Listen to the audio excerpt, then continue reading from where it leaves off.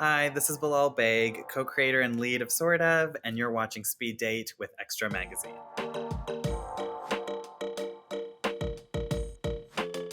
Sort of is really refreshing because it isn't a trans tragedy. How do you go about creating such an authentic narrative of trans joy and everyday life? I think for a little too long have been focusing on the tragedy, on the medical transition aspect of things, and I think in working with my co-creator Fab, it was really important to us to just present like human life and human characters kind of existing and dealing with each other. Are you in the right place in your life? In terms of...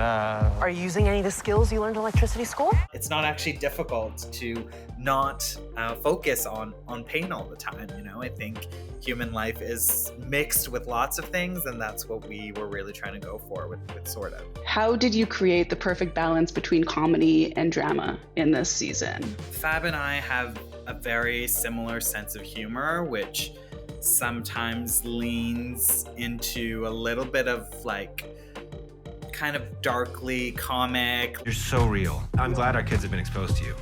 I'm glad I exposed myself to them. Over the topness or flamboyancy is less funny to us, and we just kind of were drawn to the way life, like real life, not fiction, is kind of hilarious in that every day, at least for myself, feels like both tragedy and comedy at the same time. Pretend I'm your mom for a second. Seriously, role-playing. I know you come from a theater background. What was it like transitioning from theater to creating and acting on a TV show?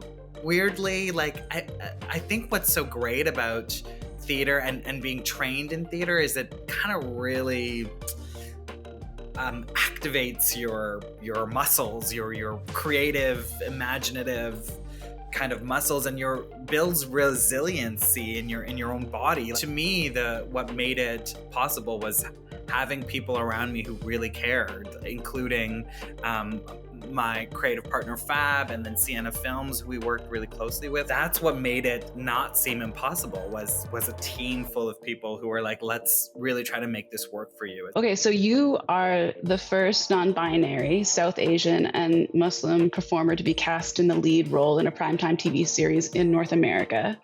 How did representation play into creating the show? There was something really exciting about trying to capture the spectrum of our queer and trans community. I mean, it's so layered and there's so much. And of course, I don't believe that one show can kind of do it all, but I was really like curious about what it meant to have non-binary, trans femme, trans masc people all, you know, in and around the show. It was natural. I think we all cared about making sure that we were doing this with integrity. And I just know firsthand to not see yourself in media or kind of anywhere gave me the feeling of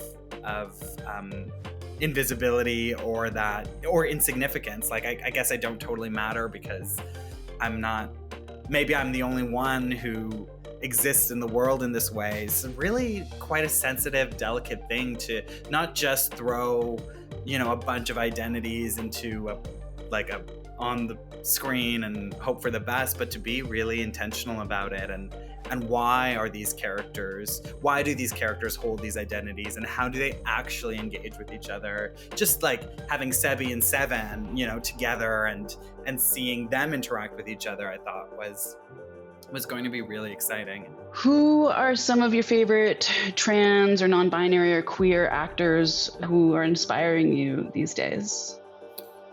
Oh, I love that question. I think for me, did you ever see the movie Tangerine? God, I'm gonna be cheating on you like that. Wait, what? I can't stop. I saw it years ago and I just can't stop thinking about it. And I think those two lead actresses were just so phenomenal and unforgettable, like frankly, you know, and that energy, their chemistry was electric. Look at me in my eyes and promise. I promise no drama. I think, of course, MJ Rodriguez is really having a moment, and I'm so here for it. Laverne Cox was huge when again, at a certain point in my life where I really started to feel like,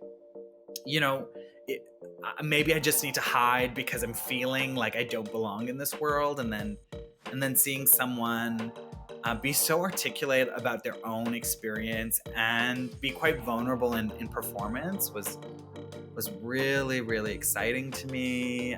You need some of these. I made my own. Couture. Asia Kate Dillon is on Billions and has been, having the conversations about non-binary representation in particular for a while. My pronouns are they, theirs, and them. I'm so deeply aware that a show like Sort of wouldn't have been made if it weren't for Orange is the New Black and Billions and Pose, and so I really just see the shoulders that I'm standing on. I'm excited that we're, I think, as a collective world, embracing that specificity does not mean unrelatability.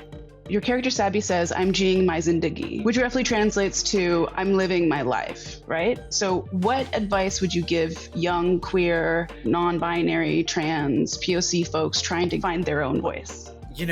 One thing I'm practicing for myself, and I like to share it with other people, is I'm really trying my best to feel all my feelings, and that no feeling is a wrong feeling, and that if I'm feeling intense shame about something, I'm allowed to feel it and sit in it and move through it, and I think for so long I was telling myself, don't feel the bad things, try to feel the good things, and I couldn't feel the good things because I wasn't feeling the bad things, and it actually became a barrier.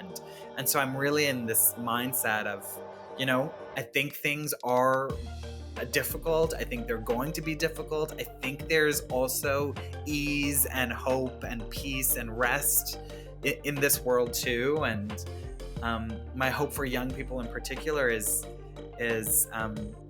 really to always center honesty in your life. And often when we do that, we're able to see who's around us that's really there to support and be present with us. Don't embarrass me though, try and blend in, which means Henry, don't look so butch. I'm kidding. Sort of got picked up for a second season. What can viewers expect in season 2? Well, I think it really is a kind of continuation from where we leave Sebi off at the end of season 1. And I think they made some pretty big choices and big strides at the end of that last episode. And I think where it really leaves them is in a bit more of an open place of really starting to kind of share themselves with the world and receive what's kind of coming in. I am not buoying up for them. You could. I am being intentionally vague, but I think what we can definitely expect is also more of the same in terms of tone. I think we've just really loved where we were able to find that sweet spot of ache and humor and drama, and I think all of these characters just sink a little bit deeper into their truths, and I think that creates conflict sometimes, and I think it also creates real love. And I'm really excited to I think this season's gonna be pretty cool, and I'm excited to share it.